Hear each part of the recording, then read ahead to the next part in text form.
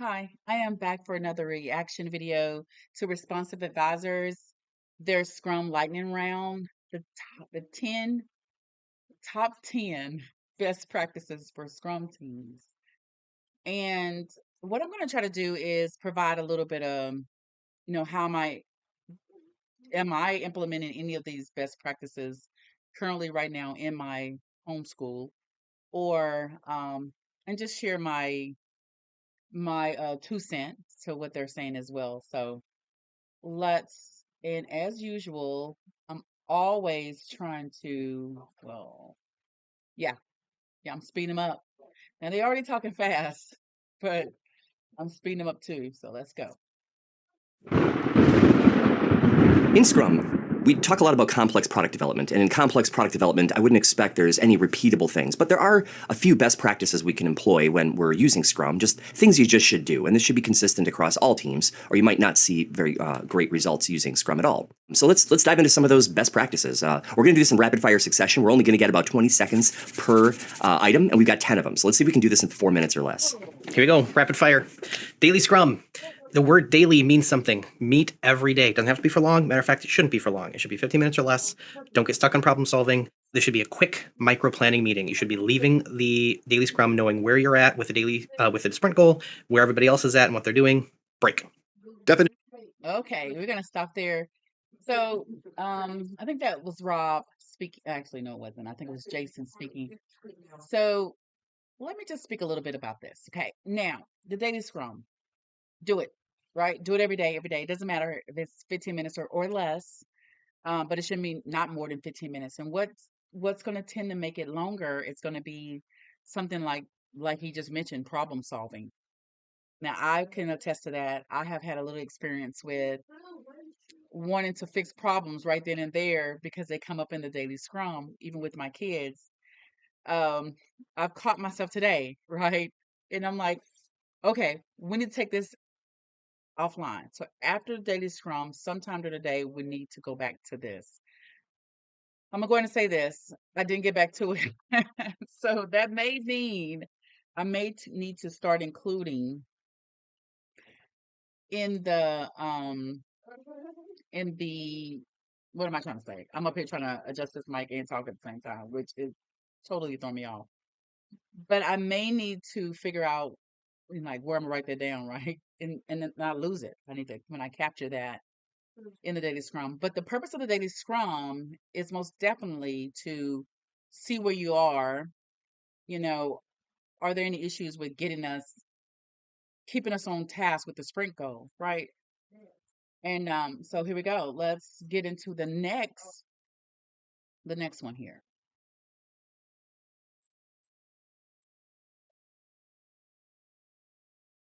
Definition of done. You got to have one. Pair it up with the idea of quality. If your team doesn't know what a quality standard is for your product or for the organization, settle that right now. I would stop everything you're doing. Make sure you have a clear definition of done. In your backlog. Okay. So before we get into three, the product backlog, or the prioritizing the product backlog. So here, a clear definition of done. And he was like, if you don't have it now, you need to stop whatever you're doing and get it done now. The the thing about our definition of done, I think the kids understand what my standards are, what am I expecting them to do. And actually, since we've been our second week, I think I think it actually has changed some the definition of done. So we need to go back and readdress that. I'm hoping to look at the sprint review and get some of that stuff done. But I said that, and now I'm thinking, yikes, if something needs to be done and I have the bandwidth to get it done, I should just go ahead and do it. So that's something to really think about there. Um, so let's get into now the next one, which is prioritizing the backlog. I mean, seriously, they need to be prioritized. There's a reason why we have a product owner. It is to maximize value, and the whole point of maximizing value is so we don't do low-value work, or if we do it far later. So making sure that that product backlog is prioritized, is ordered by value, is ordered by something that makes sense to maximize value. All right. Sprint. So let's talk about this a little bit. Now, the product backlog or prioritizing that product backlog for the homeschool is not really necessary. I say that until it may be necessary, right? Because the curriculum is set out already, so there is already a priority built into the already built in. So what does that mean? The and maybe I'm going to expand on his prioritizing the product backlog. What that also is part of what we would call, backlog refinement. Now that most definitely I have to deal with that pretty much on a day-to-day basis. I haven't done it this week. Uh, um, so I really want to get the skill set of the kids' skill set up so they can actually begin to help me refine that backlog. And because it's sort of a it's kind of like a work in progress for sure. I had a vision in mind when we first started out, and that vision has gotten pretty much derailed, and we're kind of going a different direction with that. And that has impacted the product backlog because I did so much upfront work before the sprint planning and even during the sprint planning and over that weekend to get ready for Monday for us to start, that it really took a long time to refine what I have. And then I think I kind of burnt myself out. So I can most definitely see incrementally prioritizing the backlog, at least getting ready for the next sprint, right? So yeah, so that's I think that with what we were dealing with or what I was dealing with is I did so much. I didn't think about the whole and I thought I knew. I thought I knew exactly what needed to be in that product backlog. So I began to enter that stuff in there and I put everything in there and then it was kind of wrong. Though I thought I had the vision mapped out. It was not a good vision. It was a very much um so think high level and don't expect to have everything in that product backlog right away. Okay, because do know that it will change. Planning. This is crucial to get it right, and it doesn't mean you plan every single task to the nth degree. It means you all get on the same page as on your sprint goal. You get a good idea of the actual items you'll be doing in the sprint, and then you I'm going to pause this just for a second because that's what I did. I was trying to the nth degree, get all the details that I needed for every subject, for the whole year in that product backlog. And it was just like, I was like, I know what I'm doing because I've been homeschooling at this point for 14 years. So, or 12 years, 12 or so years. And I'm like, okay, I am a veteran when it comes to this. I know exactly what needs to go in this backlog. And was I humbled? Okay, was I humbled? adapt your plan throughout the sprint. So align on the sprint goal and sprint planning. Yeah. So rely on that sprint goal for the sprint planning. So I should have most definitely, when doing that sprint planning, was to think about that particular sprint as I'm with that particular backlog. You know what I'm saying? With the product backlog to get ready for the sprint. If I would have had that type of vision, I would have done a little bit better and I wouldn't have so much to clean up, right? Because with all the work I did on that backlog, I got to the point where I felt like I've done so much work, I don't want to delete it, right? Which I may need to delete some of that stuff that I ended up doing, but I don't know. I'm still in between what that looked like and should I, you know, um, because it could easily enter it back in. It is not that hard to create those issues. So I may need to do that. Who knows? So here we go. Make sure you do a sprint review and make sure it is not just a demo. Get your stakeholders on board, get them there, and actually collaborate. Talk about some business direction for where your product's headed and why, and make sure it is a high value event. Never skip sprint review. Okay. He has made it really, really clear, and I think that's also in the name, regular um, sprint reviews, right?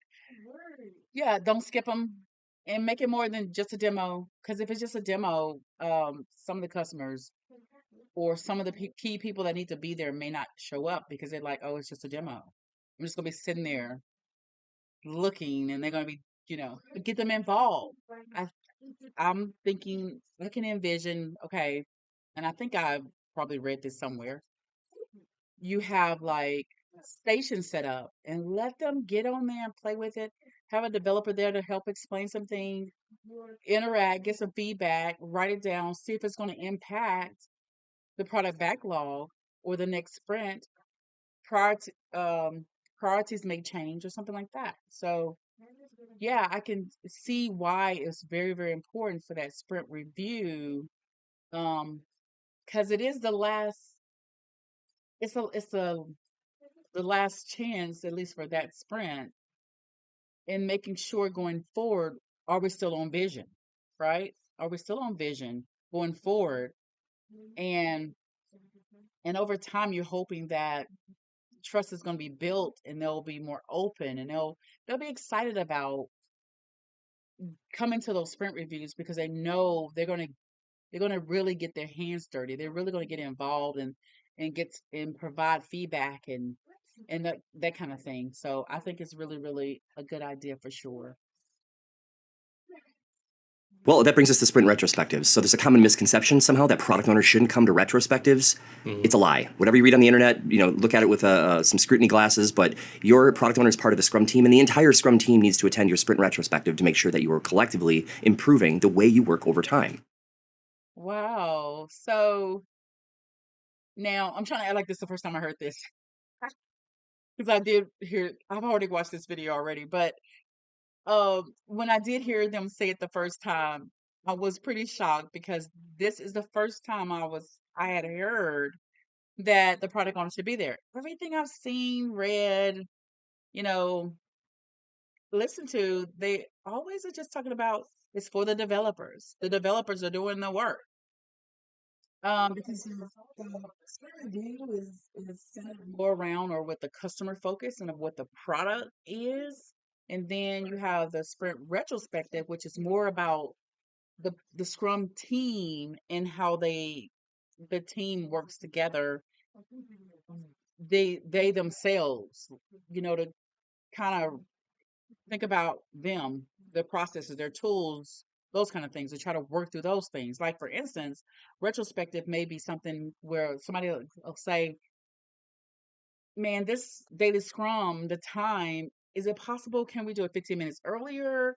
Or, that may be something that can be discussed at the daily scrum as well. I mean, not the daily scrum, excuse me, at that retrospective. So having a product owner there, I can see how that will provide value because the product owner is part of the team, first of all. But just imagine if the product owner and their user stories that they're providing is just crazy. That needs to be talked about, and what can we do to kind of fix that? Or if the thing that we had that continuous loop of feedback, because we shouldn't only be talking during the retrospective, and because we're not solving problems at the daily scrum, but there should be other times when we will interact with each other, the product owner, that maybe this is where we can even talk about those user stories. Are we getting enough information? Is there a better way to do it or something like that, right? If the product owner is not there during that retrospective, because we're not going to get that. They're not going to know. They're going to think everything is fine. It's just for the developers, but they themselves are also providing value because they are responsible for making sure the product to the customer is valuable. So I would think most definitely they need to be there or be square. That was corny. All right, Scrum teams, they should be cross-functional, and that doesn't just mean having more than one skill set. It means all the skills you need to build a working product are on that team. If you're constantly going outside the team to fill a skills gap, that's going to really hamper your ability to deliver and your adaptability. So make sure you're either growing or adding skills to your team as needed. Okay. Yeah. So this cross-functional team, the actual team, the Scrum team, being cross-functional, having everything they need to get everything done is very important. And then if there's a skill gap, yeah, we most definitely need to figure that out. Now, in my home education, with the kids, there are gaps in their skills. So I'm here for that, right? For them, because I'm not just my role is not just a scrum master. I'm also coachy. Well, I guess that's the scrum master role too. But I am a tutor. I tutor them the skills that they don't have. I'm providing those skills, whether it's me looking at that information, figuring out what's going on, and teaching it to them.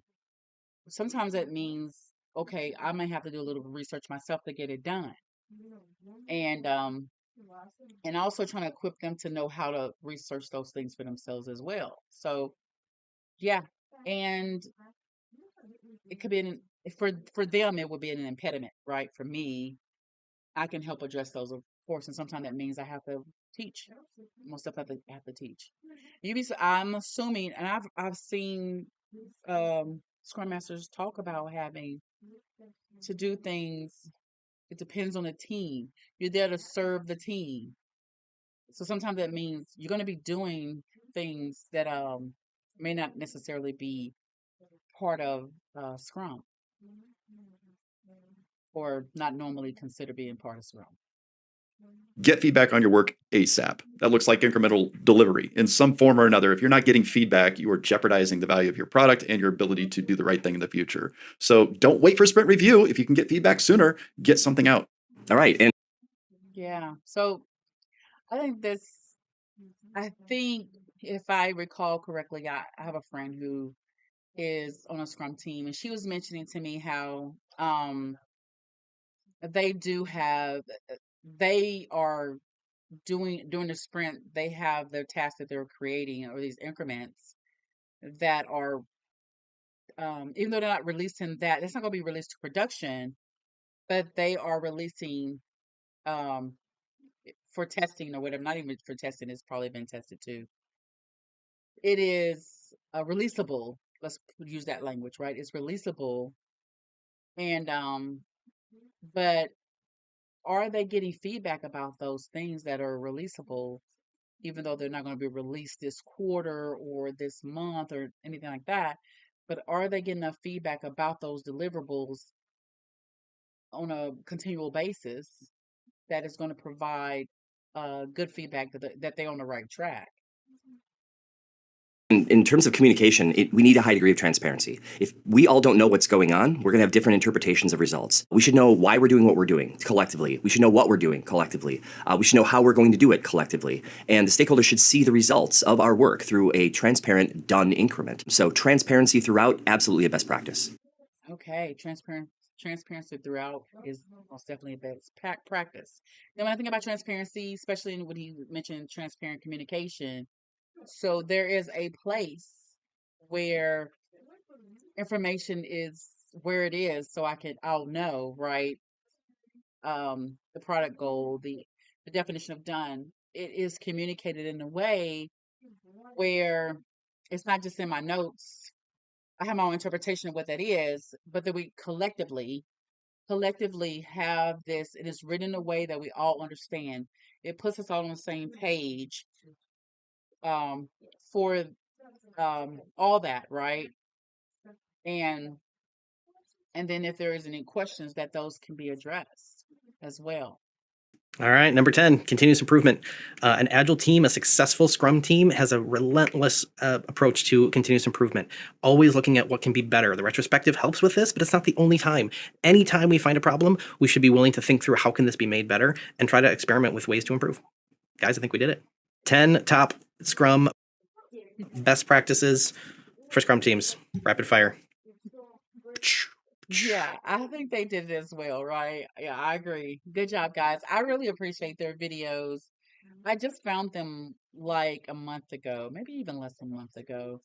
And I think this is my second um, reaction to their videos. I really probably need to consume way more of what these guys are talking about. But I do enjoy their Scrum Lightning Round for sure, and I may look at some of their other videos as well.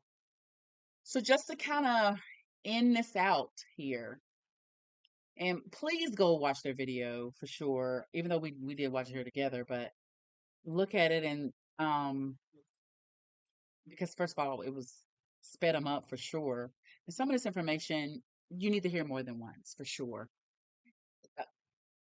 And just to kind of recap on this, Rob, Jason, and Greg were talking about 10 best practices. And this is going to be coming across all Scrum teams, right? Not just for consistency's sake, regardless if you're doing complex or whatever, those kind of things. Now, there are some things that I think I'm doing right that I fall right into line with that. There's other challenges that I may not be really having there. I'm falling short. For instance, doing a daily scrum, I'm so tempted to try to fix the problem right then and there. I even had an incident today where a problem came up. I wanted to address it then. I kind of caught myself and say, wait a second, this is not supposed to be done in a daily scrum. This is something I need to address afterwards. And guess what ended up happening? I didn't address it. So I think after this, I need to go address it because it is important. It really, really is important. And then the advantage, and maybe this is a disadvantage too. The kids will probably say it as a disadvantage, but it's an advantage that here it is.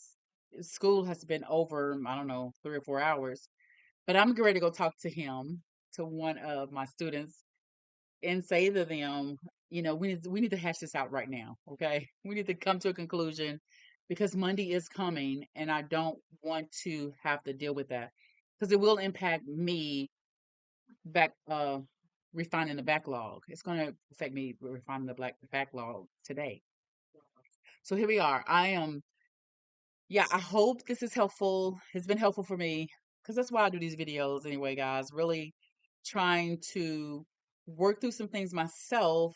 And I'm hoping in turn, other people have some of the same ideas or same challenges that I'm having. Okay. So I do appreciate your hanging out and I will see you next time.